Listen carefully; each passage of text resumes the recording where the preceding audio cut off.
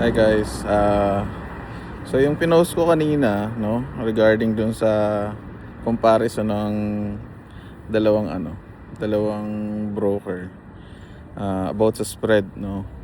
So, merong dun sa kabila 1 pip lang yung spread, tapos sa kabila nasa 25 pips na. Layo ng difference, di ba? So, pero malayo talaga yung comparison nun.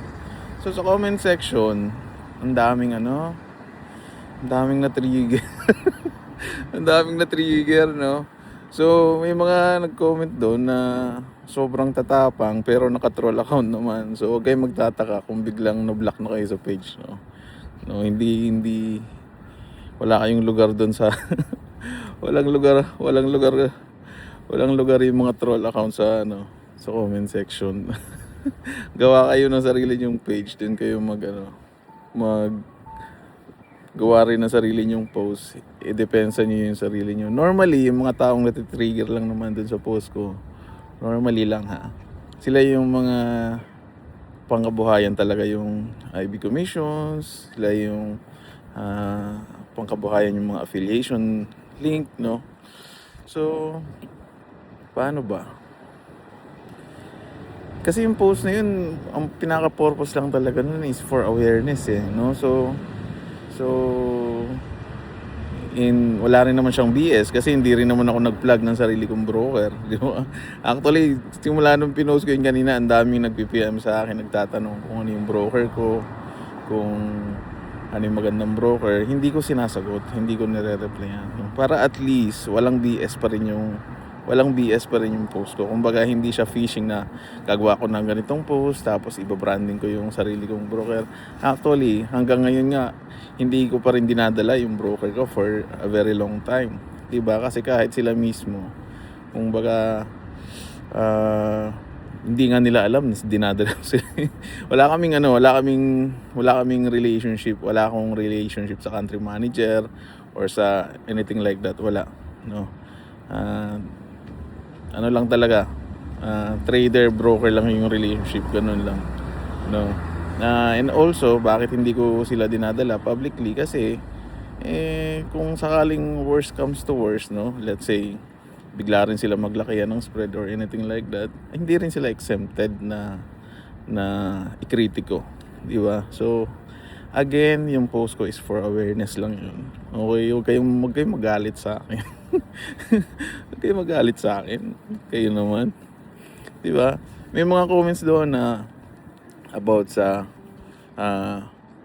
yung iba't ibang klase ng account, no, na kasi baka yung isang account, yung spread ng isang account is nasa ECN, no, or RAW ang tawag, no. Parehas lang ibig sabihin yan.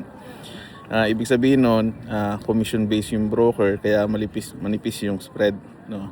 Tapos yung isang account naman, standard yung account, ibig sabihin zero commission yung broker kasi yung commission nila dinadaan na sa spread, nakapatong na sa spread, no.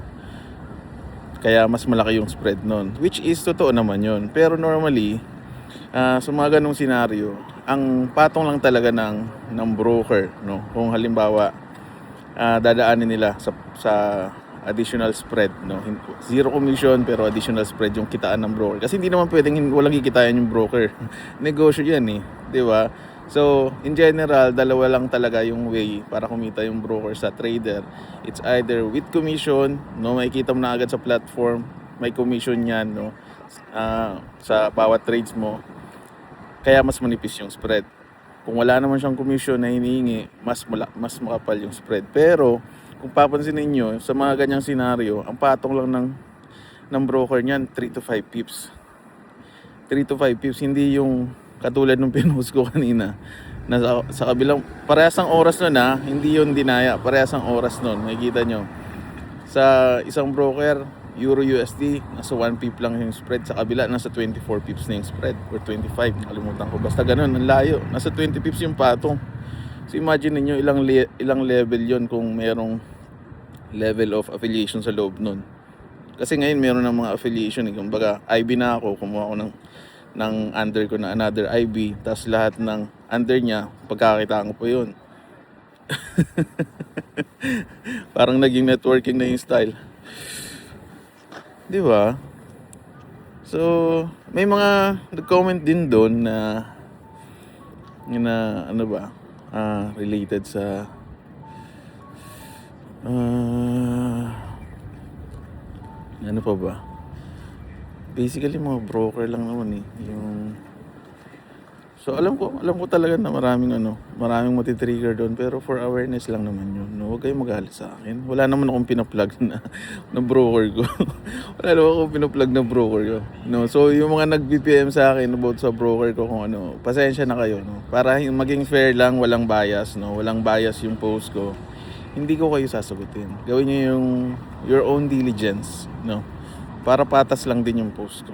Okay, wala akong pina-plug na sarili kong broker. Okay, relax lang kayo. Kalmahan nyo lang yung sarili nyo. Okay, guys. For awareness lang yan. Pero yung ibang mga nag-comments doon, sobrang okay naman yung mga comments nila. Talagang valid naman, no? Valid naman yung mga comments nila, no? And yung ibang mga nag-comments na sinabi ko na sa inyo, huwag kayong maglalagay ng referral link nyo, naglagay pa rin kayo.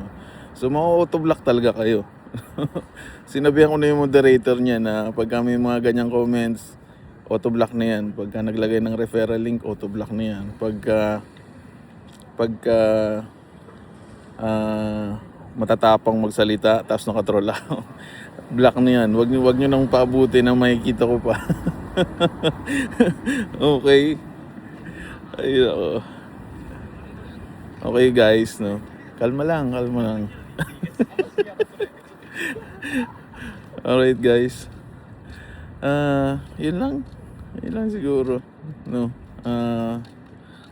Kalma lang guys. Maraming salamat guys. God bless and more peace to everyone. Bye-bye.